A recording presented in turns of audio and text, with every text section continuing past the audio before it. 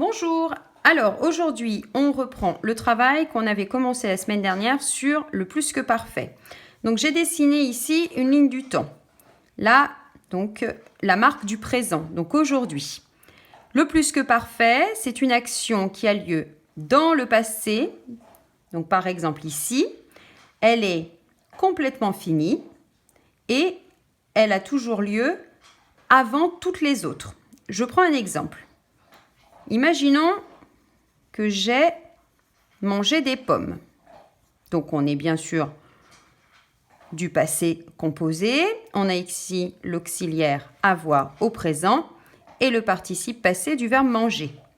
Donc j'ai mangé des pommes que j'avais ramassées. Donc ici, on a du plus que parfait. Vous voyez qu'ici, on a l'auxiliaire avoir à l'imparfait et on a un participe passé du verbe ramasser. Donc on a bien deux mots et on est au passé.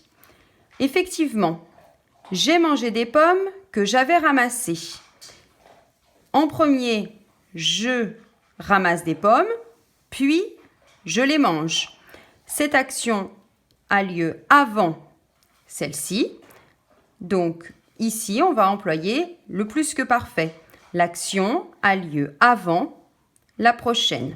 Donc dans l'axe du temps, en premier, on a le plus que parfait, puis le passé composé.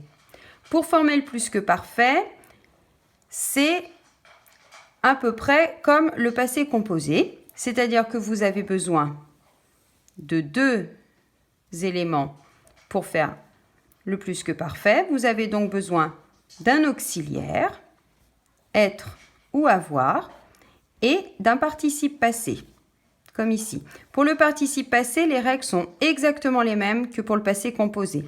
Pour les verbes en « et », on les termine en « e » accent aigu. Pour les verbes en « ir », c'est en « i ». J'avais fini. Pour les verbes du troisième groupe, alors là, il faudra réviser vos terminaisons, mais ça peut être des i, s, des t, etc. Mais ce sont les mêmes qu'au passé composé. Pour l'auxiliaire avoir, il n'y a jamais d'accord, comme un passé composé. Donc ici, vous aurez toujours la terminaison « et ». Pour l'auxiliaire être, par contre, vous allez respecter les mêmes règles d'accord qu'on avait travaillé au passé composé. Par exemple, si c'est moi et que j'étais revenue à l'école. Comme je suis une fille, je vais dire j'étais revenue UE. Et si c'était nous, nous étions revenus. Et là, si ce sont un groupe d'élèves, masculin et féminin confondus, on va donc mettre le S. Si ce n'était qu'un groupe au féminin, on aurait mis UES.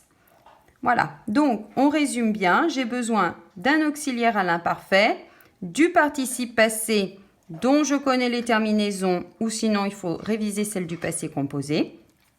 Et j'applique les règles d'accord uniquement avec l'auxiliaire être. Voilà, maintenant il ne reste plus qu'à s'entraîner. Bon courage!